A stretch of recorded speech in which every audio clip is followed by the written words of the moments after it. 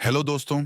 हम सभी इस दुनिया में आए हैं कुछ बड़ा करने के लिए जिससे लोग हमें हमेशा याद करें। वो भी एक महान व्यक्ति के तौर पर।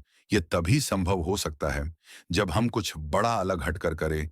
इसके लिए सबसे महत्वपूर्ण है कि हम हर एक कार्य के लिए अपना टाइम टेबल बनाएं और उसके अनुसार कार्य को संपन्न करें, ताकि समय से कार्य पूर्ण हो सके और हम सफलता की सीढ़ी को एक एक कदम आगे बढ़ाते हुए अगले मुकाम पर पहुंचे।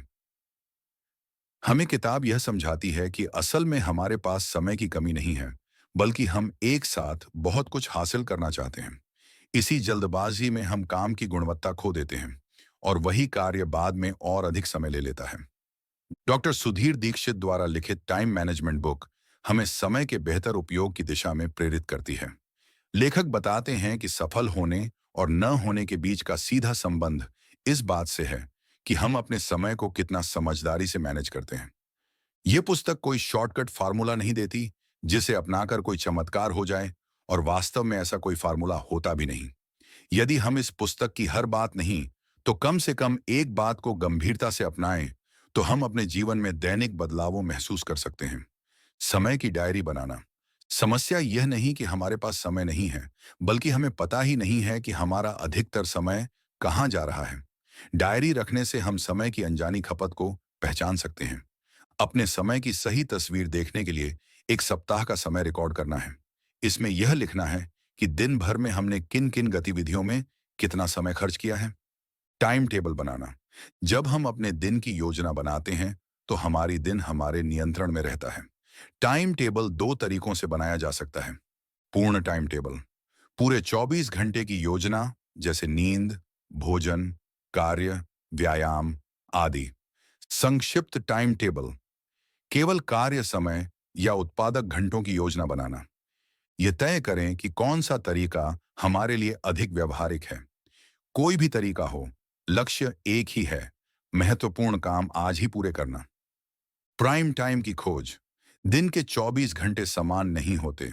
हर इंसान का एक समय ऐसा होता है जब उसकी ऊर्जा, ध्यान और रचनात्मकता सबसे अधिक होती है। यही उसका प्राइम टाइम होता है। प्राइम टाइम को छोटे मोटे कामों में बर्बाद न करें, जिन्हें बाकी समय में भी किया जा सकता है।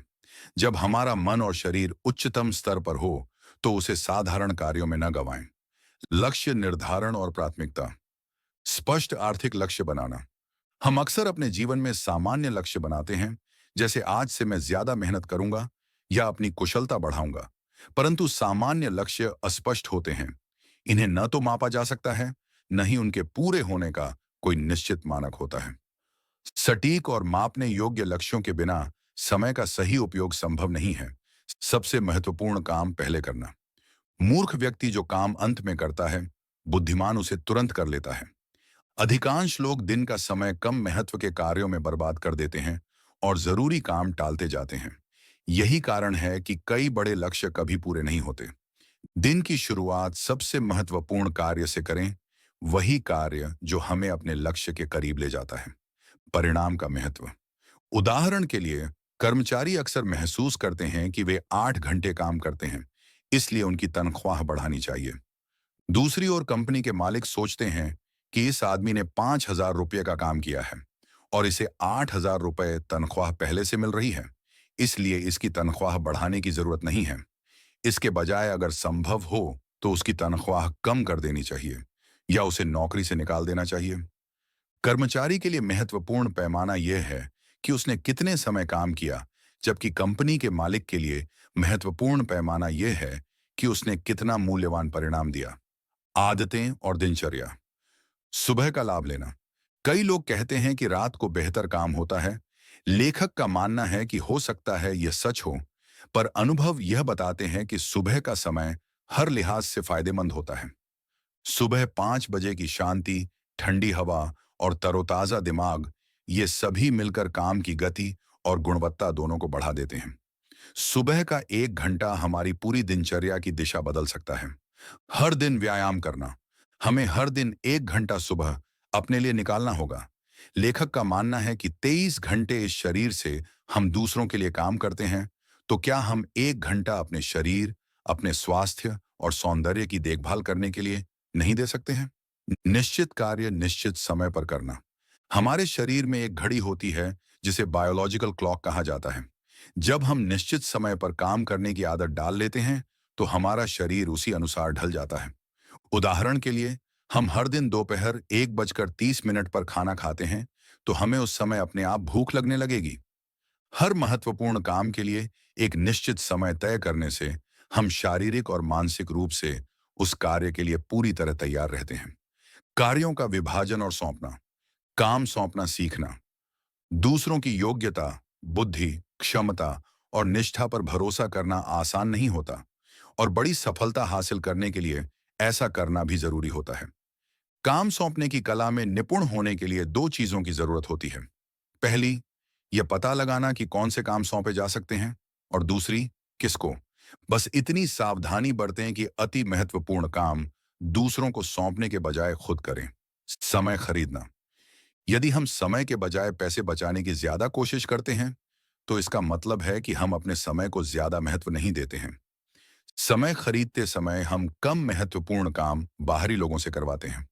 उदाहरण के लिए, हमारे 1 घंटे का मूल्य 100 रुपये है, और सामने वाला हमारा 1 घंटे का काम 10 रुपये में कर रहा है, तो समझदारी इसी में है कि हम उससे वह काम करवा लें, ताकि हम उस बचे हुए समय में ज्यादा उपयोगी और मूल्यवान काम कर सकें।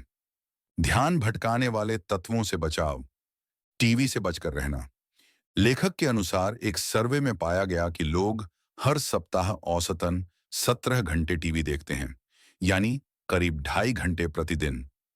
यह हमारे जागरूक समय का लगभग 20% हिस्सा है। शायद इस बारे में सोचने लायक बात यह हो सकती है कि टीवी एक अच्छा सेवक हो सकता है। अगर हम सतर्क न रहें, तो यह हमारी प्राथमिकताओं पर हावी भी हो सकता है। यह चुनाव हमारे हाथ में है कि हम इसे उपयोगी साथी बनाए रखें, या यह हमें नियंत्रित करने लगे। मोबाइल का उपयोग सीमित करना। आज मोबाइल हमारे जीवन का बड़ा हिस्सा बन गया है। कई बार ऐसा भी होता है कि जरा सी फुर्सत मिलते ही हम मोबाइल की ओर खींच जाते हैं, और फिर गाने, चैटिंग या स्क्रॉलिंग में कब समय निकल जाता है, पता ही नहीं चलता।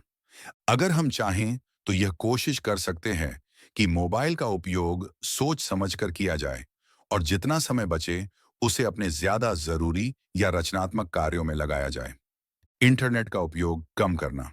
कई बार हम किसी जरूरी काम से इंटरनेट खोलते हैं, और अचानक कोई आकर्षक विज्ञापन या लिंक दिख जाता है, और हम दूसरी ही दिशा में बहक जाते हैं। यही इंटरनेट का सबसे सामान्य जाल है, जिसे लेखक ने सर्फिंग का जोखिम कहा है। ये सब बातें केवल रोकथाम के लिए नहीं हैं, बल्कि शायद इसलिए ताकि हमारे पास जागरूक समय ज्यादा हो सके। समय हमारा है, और कैसा बीतेगा ये हमारी समझ और प्राथमिकताओं से तय होता है। Book quotes. कैलेंडर से धोखा नहीं खाए, क्योंकि साल भर में केवल उतने ही दिन होते हैं जितने हम उपयोग करते हैं।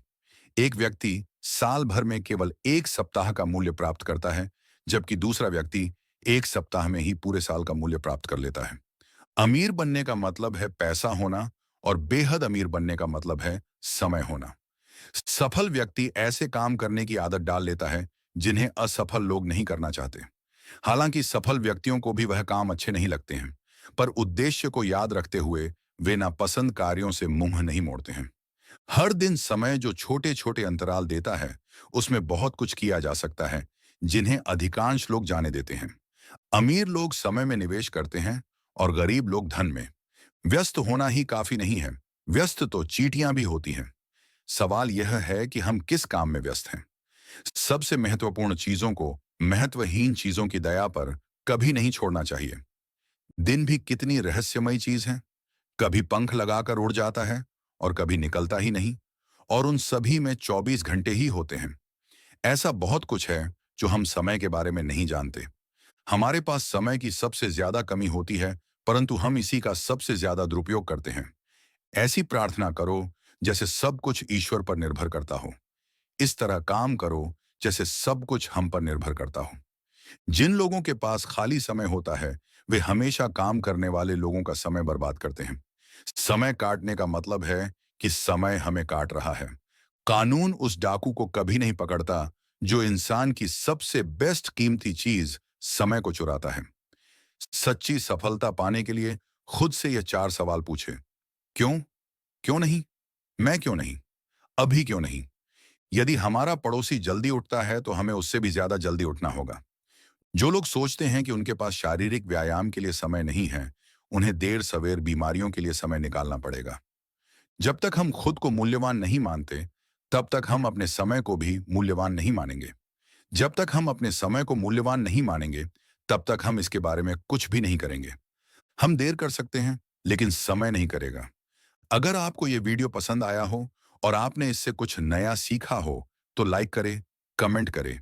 अगर आप ऐसे और बुक समरी सुनना चाहते हैं, तो Ram audio book summary channel को सब्सक्राइब करना ना भूलें और बेल आइकॉन दबाएं, ऑल सेलेक्ट कर लें, ताकि हमारे नए वीडियो का नोटिफिकेशन आपको सबसे पहले मिले। धन्यवाद।